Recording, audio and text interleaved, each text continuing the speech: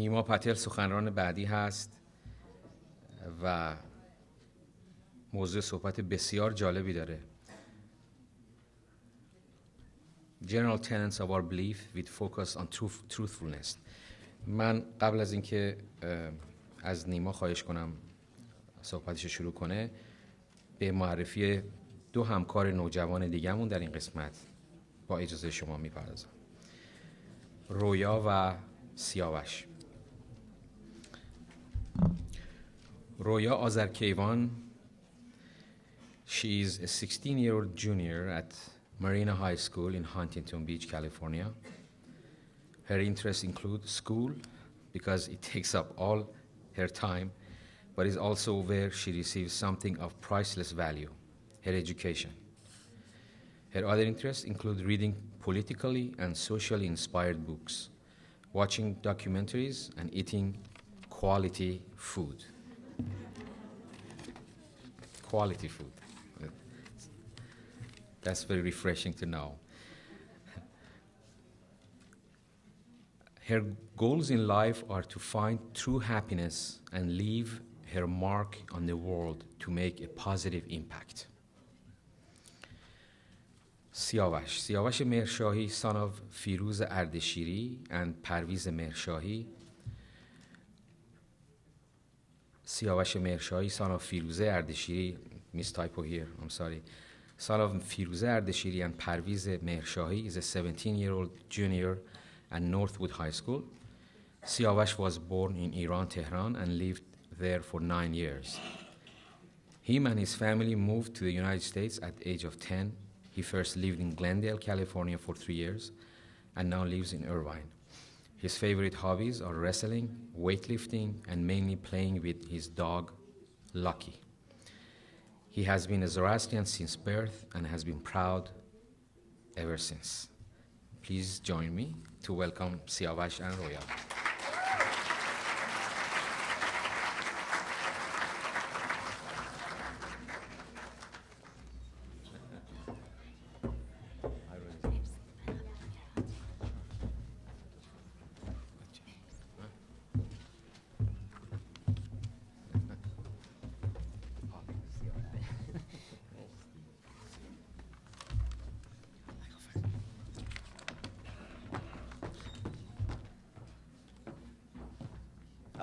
اوکی. من فارسیم اونقدر خوب نیست ولی سعیمو میکنم. گوینده بعدی نیما پاتل هست. در لس آنجلس به دنیا آمده و بزرگ شده است. نیما همیشه به طور مستمر در این انجمن به مدت 20 سال فعالیت داشته است. نیما اولین بار در 6 سالگی به صورت یک نوازنده پیانو به اینجا آمد و در طول سالهای بعد هیچگاه شرم نمی‌کرد که در برنامه‌های هنری و نمایشی جشن‌های بزرگ مثل نوروز و مهرگان شرکت کند. من مطمئنم که همه شما می‌دانید که نیما برای جامعه زرتشتیان ناشناخته نیست. همچنان که بزرگتر میشد وقت بیشتری را به مطالعاتش داد و در سال 2005 به دانشگاه UCLA رفت تا در رشته مهندسی سیویل در لس آنجلس ادامه تحصیل بدهد. در سال 2010 نیما درجه ماستر خود را به دست آورد و در حال حاضر در شهرداری لس آنجلس کار می‌کند. Good afternoon, everyone. I'd like to tell you a little about our next speaker, Nima Patel. Having been born and raised in Los Angeles, Nima has been actively involved with the events and gatherings put on in this very room, Morvarid Hall, for almost 20 years. When Nima made his first appearance on our stage as a 6-year-old piano player, it was only the beginning. Over the next few years, he never shied away from the spotlight, as he would participate in countless performances during our biggest events, such as Nowruz and Mehregan. As I'm sure many of you know, Nima is truly no stranger to the Zoroastrian community. As he grew older, he devoted more of his time to his studies, and in 2005 began attending UCLA to study civil engineering. In 2010, Nima earned his master's degree and is currently working for the city of Los Angeles. While we've recently seen him less in the spotlight as a performer, Nima still remains an active member of the Zoroastrian community. He currently holds a position on the CZC LA Sports Committee, which promotes unity through the playing of sports. Among his many duties there, he has an active role in organizing various sports tournaments and social events, which continue to draw hundreds of participants every year. Beyond that, Nima is never shy to take on more responsibilities if it is for the betterment of our religion, and he receives calls almost on a weekly basis to become involved in more initiatives. Most recently, he has been a major force in helping bring a new Zoroastrian center to the San Fernando Valley, one which can be more readily accessed by Zoroastrians living in the Los Angeles area. While still in its early stages, Nima regularly attends meetings in order to put together events and draw more interest into the New Valley Center, and has been proven to be a great ambassador for our youth.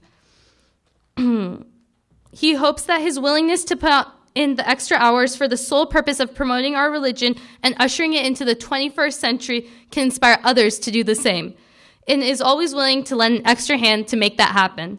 It is clear that Nima is someone who has a deep-rooted pride in his religion and, per his nature, did not hesitate at all when asked to speak today. Please join us in welcoming Mr. Nima Patel.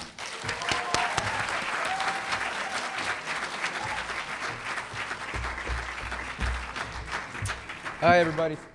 First of all, thank you so much. I've never had such a lengthy introduction. I loved every moment of it, so thank you. First of all, I want to thank everyone for coming today, and I know it's been a long day. A lot of you in this room have been here with me since 9:30 in the morning, so just bear with me a little bit. Hopefully we can talk about some important and good things about our religion. So as mentioned, I've been on this stage many times over the years, but this really is the first time I've been up here, to give a speech. And, Jose Jun, thank you so much for the opportunity, and everyone else involved. I really am honored to be here. So the first thing I really thought about when I was asked to do this was the theme of today's conference, which, as we know by now, can everyone hear me okay, by the way? Sorry. Okay. The theme of today's conference, which, as we know by now, is the impact of Zarathustra's mantra on today's world. So to start off, I'm going to briefly talk about what I think are the most important principles of our religion and how, in my opinion, they still are quite relevant today. I'll also touch on why I think they've remained or maintained their relevance for so long. As we'll see, our religion places great importance on the concept of truthfulness and the power of the mind and the conscience. So I'm going to talk about that a little bit, and share with you a couple of personal notes related to that. And then finally, I'm going to wrap things up by talking about the importance of maintaining our religion, various contributions that we all can make, particularly the youth, that can make sure, to make sure our religion stays alive and strong as we move deeper into the 21st century. So to start off, I'm actually going to read you guys a little quote. I'll let you guys know where the quote is from after I finish reading it. So it goes like this. Purity or righteousness is the best gift. It leads to happiness, what every human being wants in life. Happiness is yours if you stay honest and truthful for the sake of honesty itself, while expecting no rewards. Now, some of you might already know this, but that's actually a direct translation of one of our most common and actually our shortest, I think, prayer, the Asham Vuhu. Now, while the prayer itself is just 3 lines and 12 words long, what sticks out to me most about the meaning of the prayer is the importance that's placed on truthfulness, on truth. According to Zoroastrian beliefs, truth can exist at 4 levels: the physical, the spiritual, the psychological, and the divine. But for the sake of not turning this into a lecture, I'm not going to talk about those 4 levels individually, but rather I'm going to talk about the importance of truth as its own principle, because it really is something that our religion holds as the foundation of happiness. But does telling the truth always result in happiness? There's no really easy way to answer that question, but according to Zoroastrian beliefs, being truthful is the guiding principle in everything a person says and does, and should be incorporated in every act of physical life. Now, personally, I think there's a couple different ways you can interpret truthfulness. You can interpret it as being truthful with one another, being honest. But I could also see it as being loyal, being true to your friends and your family. Now, for the time being, I'm going to focus on the concept of honesty, and we'll tackle the issues of loyalty a little later. But while talking about honesty, I think honesty is one of the hardest decisions and choices we make on a consistent basis. Whether or not to tell the truth is by far the most frequent decision, I think, that we make, either subconsciously or consciously, which is why I want to talk about it. There's a wide variety of things that people have to be truthful about on a regular basis, and it's not always easy to stick to that. I'm sure all of you in this room today can think of something that you've, strayed from the truth for, in let's say just the past week or so. So knowing that we do tend to tell these lies, big or small, I'm not saying anything huge, even these small little lies, the next question is, why do we feel the need to shy away from the truth sometimes? Why, if the foundation of happiness according to our religion is to always remain truthful, we find the need to get away from that? Now, we all know that truth is not always the best decision. It's we've all heard the common saying, truth hurts, and sometimes it does. While our conscience might be saying one thing, our mind might be saying one thing, our heart is saying something else, and there lies the conflict, So, we always think to ourselves, do we tell the truth to this person, or, do we shy away from the truth? But growing up as a Zoroastrian kid, the underlying principle that I was always told, and Ariana also, briefly talked about it, and really the only one that I could remember growing up was the concept of good thoughts, good words, and good deeds. The idea behind that is that since thought is the basis of all behavior, if you start out with good thoughts, that'll lead to good words and subsequently good deeds. So it starts out with thought. Do we think that telling a certain someone the truth will result in good, or will it result in bad? Now, while the foundation of the religion maintains that remaining truthful will lead to happiness, it also gives its followers the power of free will. And that's very, very important. In other words, the Zoroastrian religion has no commandment set in stone. Rather, the principle of the faith allows us to guide our own decisions and learn from any mistakes made. And there lies the key. We make our own mistakes, and we create our own consequences. Now, whether or not we decide to tell the truth, that's our decision, and only we can know our intentions behind that decision. Matter of fact, our doctrine specifically states that our God, Ahura Mazda, does not interfere with our conscience or with our soul, but instead it's simply expected for us to learn from the consequences we bear for our actions and how we directly affect the people around us. And I feel that's very important and powerful and makes our religion quite unique. So if you allow me, I'm going to actually dig a little deeper into the concept of independence and free will that Zoroastrians have. As I mentioned, Zoroastrians don't have to follow any particular set of rules. We're not given a set of commandments, nor do we feel any pressure by divine spirit to do things a certain way. What Zoroastrianism relies heavily upon is the power of one soul and the window into that soul, the conscious. Now, using myself as an example, I know that a lot of what I do and a lot of the decisions that I make that I know could affect the people around me especially is based on what my conscience tells me. I rely heavily on my gut feeling, and if I don't feel right about doing something completely, chances are I won't do it. But that's a characteristic embedded within me. That's who I am. Does it have anything to do with my religion?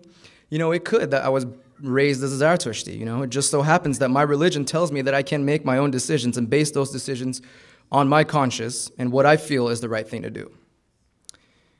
Now, having said that, it's also important to know that I've made many mistakes in my life, as everyone has. It's human nature. But I can confidently say that I make a lot of the decisions. The large majority of my decisions are based on what I feel is the right thing to do. And the fact that my religion tells me it's okay to do that I won't live with a constant fear that God will punish me if I make one wrong turn is something that I cherish very much. But it's also something that I don't take advantage of. Now, as we all know, making decisions is not always as easy as picking between black or white. It's the gray area, those decisions and choices that we have to make that don't have obvious implications, that create the biggest challenges. But in my opinion, those are the decisions with which our faith becomes most important and most valuable. I say that because, like I said, our faith allows us to act freely and base those choices on what we think is the right thing to do. We aren't told what to do by our religion, yet we are told to act solely based on our own conscience and hope that the result is a positive one. Now, the beauty in Zarathustra's belief is that if the result isn't a positive one, you're expected to learn and move on. You don't live with a constant, like I said, constant fear that because I made one mistake, I'm done. And that, I think, again, is very, very powerful. So, what kind of decisions, am I talking about? Well, let me give you an example, something personal that relates to me and relates to everything I've been talking about. So a few months ago, I was driving home, as I do on a regular basis, and I witnessed a pretty bad accident. It was a head-on collision. I was driving on a two-way street, one lane in each direction, and the car in front of me, for whatever reason, swerved into the other lane and hit an unsuspecting driver head-on. Now, my first instinct was there's going to be a lot of injuries, there's going to, help is necessary. So I pulled over, made sure everyone was okay. Fortunately, there were no deaths or fatalities or anything like that, just a lot of shaken up people. Now, it didn't take long until I realized that the wrong way driver, essentially, the driver at fault, was drunk. So much so that I can smell the alcohol on his breath. So, it was pretty bad to see. It was a whole traumatic event to begin with. So this driver who was now drunk, and I knew that he was the driver. Why? Because he came up to me soon after he gathered himself and realized what had just happened and asked me to lie for him when the police would arrive and question all the witnesses on scene. He wanted me to tell the police officer as a witness that I would identify his passenger who wasn't drunk as the driver.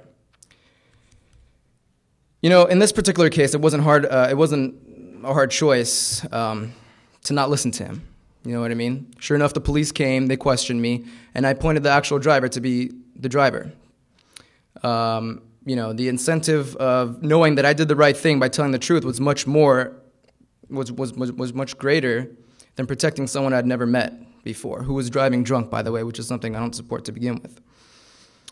But had it been someone else who asked me to do something like this, had it been a close friend of mine, a family member, had the circumstances been different, would I have made a different choice? Would I have maybe altered telling the truth? Maybe. You know what I mean?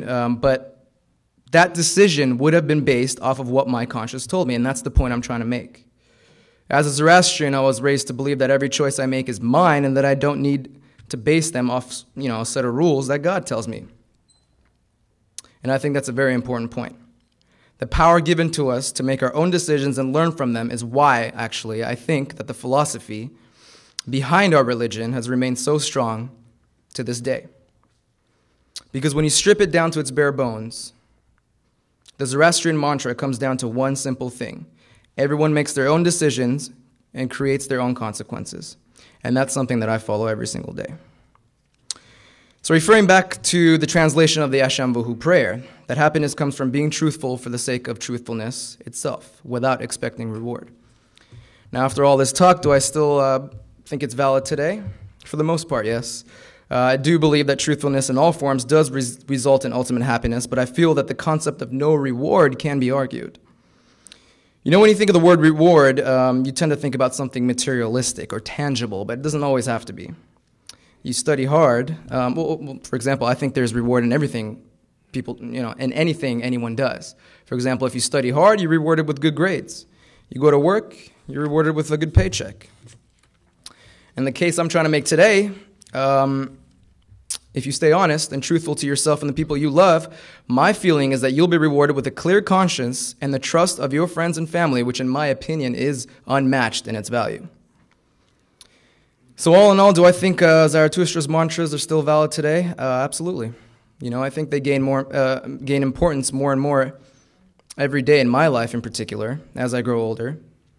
And another thing to note behind the beauty of Zoroastrian principles is that it can easily be considered universally applicable to human beings of all faiths. And that is fantastic in my opinion. Basically, you think good things, you say good things, and you do good things, and you'll be rewarded with happiness. Happiness that you define yourself, not what God defines it to be. And I think that's the best part of our faith, and that's why we need to work to maintain it.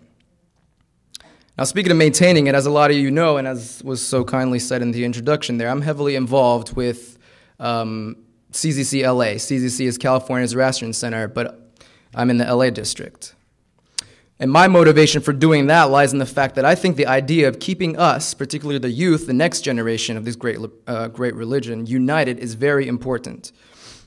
You know, we could all do it in our own ways. We all have a wide variety of skills and interests in a lot of different things. And for me personally, I'm most active, as they mentioned, in CCC-LA Sports Committee. Through that committee, we've seen a tremendous amount of growth over the last couple of years in our weekly volleyball, and I mean, not just in our weekly volleyball and basketball practices, but also in our social events all throughout the year. Every time we put together an event, more and more interest is generated, and that is directly reflected in the fact that we see increased attendance every time. Now, as someone who helps put these events together, seeing that growth does really mean something, and that's what gives me the drive to continue volunteering my time.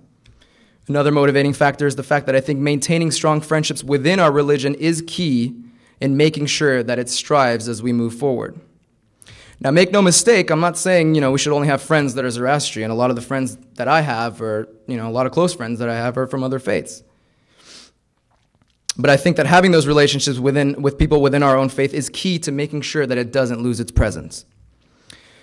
Now, as I wrap up here, I don't want to turn this into a call for action for any of you guys here, but I'm not going to ask you guys to go out and start putting together events for all of us to go to. If you can do that, great. But if you can't, try to at least continue to show your support. Like I said, as someone who puts these events together, I personally know how important seeing people show up to something you plan, particularly Zoroastrian events, is, and what a continuing motivating factor that is for all of us who put it together. I'm not trying to take credit by myself. So I think for those of you who are seeking ways to contribute, showing your support is the best way to do it. Just give some time to participate. Whether you're in San Diego, Los Angeles, or Orange County, there's hardworking people that put together events all the time. Whether it's a Zumba class, whether it's a movie night, whether it's a bowling night, which I have to get to in LA in about an hour and a half. So, but just go out. Show your support, With that being said, don't be afraid to bring friends of other faiths to these events as well. Not all of our events are exclusive to the Zoroastrian religion. What better way to, essentially interpret what we believe in than to welcome people of other faiths and all faiths and bring them into our events. But before we could do that, we have to be involved and maintain our involvement first.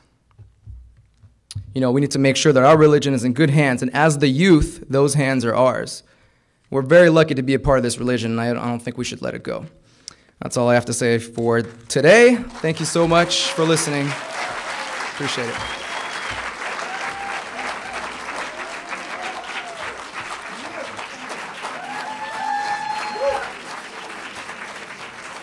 Thank you.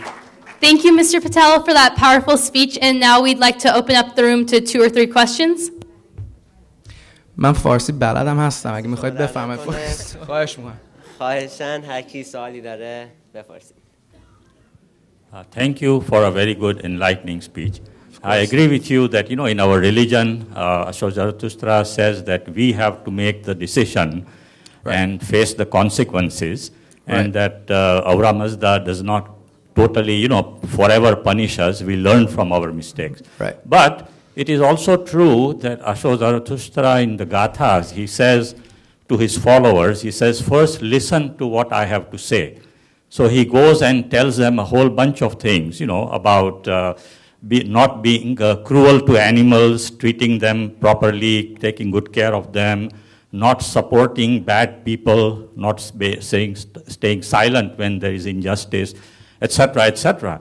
And, in our family, as parents, when we grow up our children and we, we guide them with a lot of advice, teachings, etc., and then, they are able to make an enlightened decision, instead of a decision based on ignorance. So there are some things that we need to learn from our elders, from our mobeds and other scholars, etc., before we can become mature enough to make the right decisions. Of course, we can always make a decision, but why suffer if we can learn something from people who have experience before?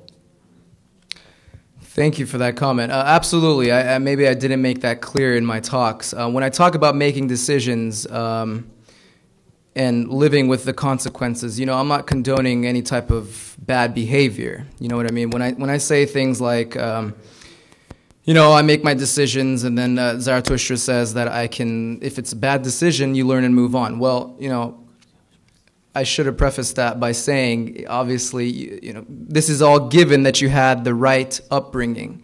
You know, our faith is also very pure in what it teaches in terms of, you know, not advocating animal violence, not advocating all the things that you mentioned. Of course, that's absolutely true, and that should be the first thing you think of, obviously. But having said all that, I think it's still powerful that our religion allows us to, you know, have some wiggle room, and, you know, obviously, like I said, we're all human, we make mistakes, but to know that it's okay to make mistakes that are within the bounds of, you know, the humanity and the welfare of humanity, I think that's the fact that our religion allows us to do that, I think, is very important. That's what I was trying to talk about.